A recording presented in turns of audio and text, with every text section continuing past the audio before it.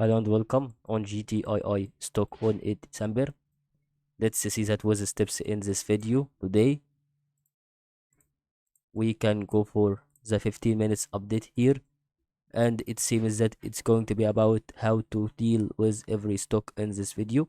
So as we can think about the things that we want, we can go for the price that we have to notice about the GTII.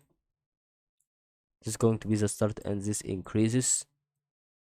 So that means for GTII to make it movements more variable and more good, more than it was.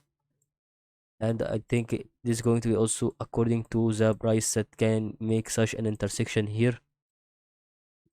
We can go for awareness in the chart about this stock. It's going to be here as a create four parties that makes an intersection that make it increase in value.